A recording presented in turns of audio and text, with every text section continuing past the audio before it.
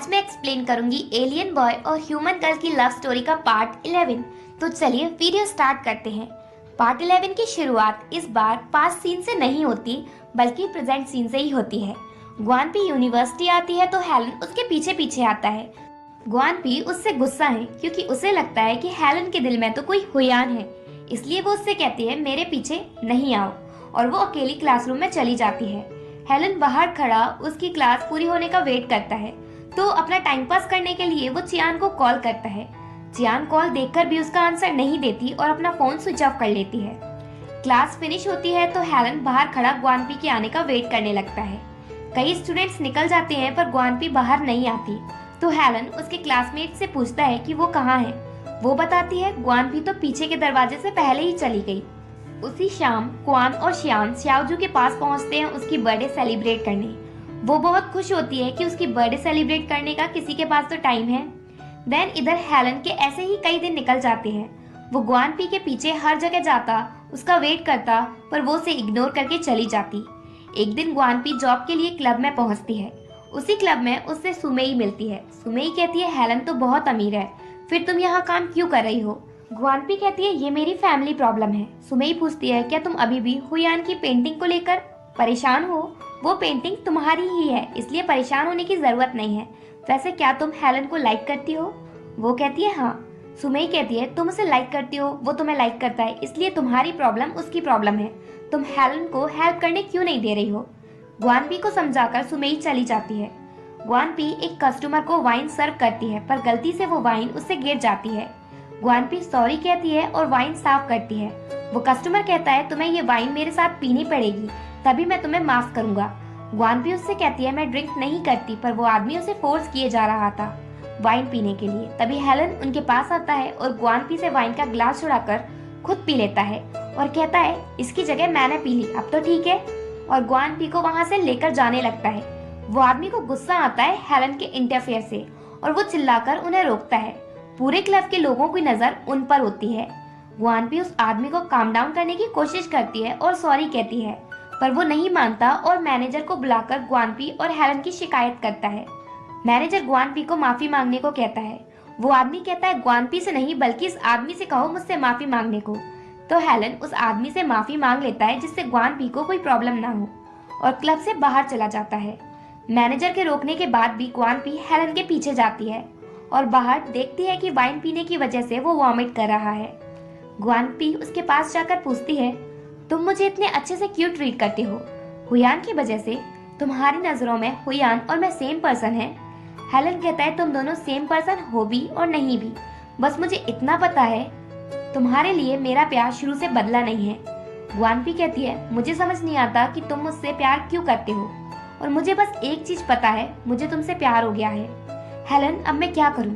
अगर मैं हुयान हूँ तो मुझे कुछ याद क्यों नहीं है, मेरी कोई मेमोरी क्यों नहीं है तुम्हारे साथ, सिर्फ तुम्हें ही सब कुछ याद क्यों है।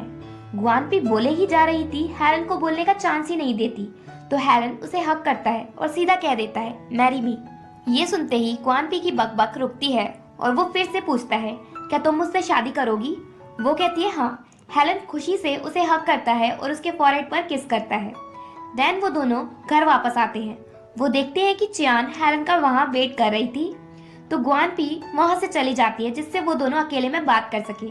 चियान हेलन से कहती है मुझे पता है तुम हुयान के लिए कुछ भी कर सकते हो, पर इस टाइम मुझे लगता है हम सबको सेल्फिश बनना चाहिए।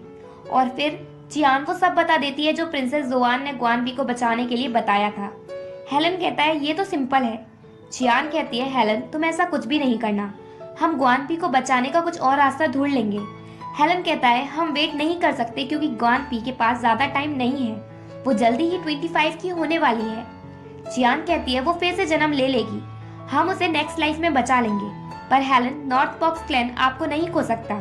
हेलन उसकी बात मानने को तैयार नहीं होता, तो वो कहती है ठीक है मैं आपको सपोर्ट करूंगी। नेक्स्ट डे क्वान और शियान श्याओजू के साथ मूवी देखने जाते हैं, पर मूवी देखने जाने से पहले श्याओजू को हॉस्पिटल से कॉल आता है कि उसके डैड इंजर्ड हो गए हैं, तो वो हॉस्पिटल आ जाए।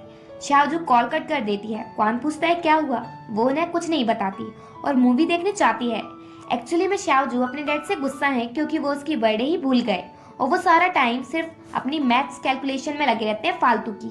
श्याओजू के लिए तो उनके पास टाइम ही नहीं है। पर रास्ते में श्याओजू अपने डैड की सोचती है और क्वान से हॉस्पिटल चलने की कहती है। वो सभी हॉस्पिटल पहुंचते हैं, पर जब श्याओजू उन्हें फिर से हॉस्पिटल में भी कैलकुलेशन करती देखती है तो वो बहुत गुस्सा हो जाती है। क्वान शियान से कहता है कि वो जाकर उसे समझाए। शियान कहता है तुम ही जाकर उसे समझाओ क्योंकि उसे तुम्हारी ज्यादा जरूरत है। तो क्वान श्याओजू को जाकर समझाता है और डैड से अच्छे से बात करने को कहता है। तो वो उसकी बात मानती है और अपने डैड से जाकर बात करती है। उसके डैड उसे बर्थडे प्रेजेंट देते हैं। एक्चुअली में वो भूले नहीं थे, बल्कि एक दिन लेट हो गए श्याओजू को बर्थडे प्रेजेंट देने में। ग्वान की वजह से उन दोनों के बीच सब सही हो जाता है। एक दिन कॉलेज में ग्वान भी तियानशिन को देखती है तो वो ये बात श्याओजू को बताती है। वो कहती है मुझे पता है तियानशिन और जियालिन दोनों वापस आ गए हैं। एक दिन जियालिन मुझे हॉस्पिटल में मिला था जब मैं डैड की मेडिसिन लेने गई थी। उसने मुझे बताया कि तियानशिन और उसका ब्रेकअप हो चुका है और मैंने उसे बता दिया कि अब तुम्हारा बॉयफ्रेंड है और तुम अपनी लाइफ में खुश हो। ग्वान भी कहती है ठीक है। देन नेक्स्ट सीन में हम फांग को देखते हैं जो कि हॉस्पिटल में जाती है और वो अपने बेबी को देखती है जो बहुत वीक होता है क्योंकि वो हेलन की तरह होता है, आधा ह्यूमन और आधा फॉक्स। डॉक्टर फांग से कहते हैं हमने बहुत कोशिश कर ली पर इस बच्चे को बचाने का कोई रास्ता नहीं मिला। ये कहकर वो चले जाते हैं। तभी वहाँ प्रिंसेस जोआन का असिस्टेंट आता है। फांग उससे कहती है मैंने गोल्डन फ्लावर मिरर का यूज किया अपने बच्चे को बचाने के लिए, पर उस पर जो लेटर्स लिखे वो मुझे समझ में नहीं आए। प्लीज तुम मुझे उन लेटर्स का मतलब बता दो। मैं अपने बच्चे को बचाने के लिए कुछ भी कर सकती हूँ।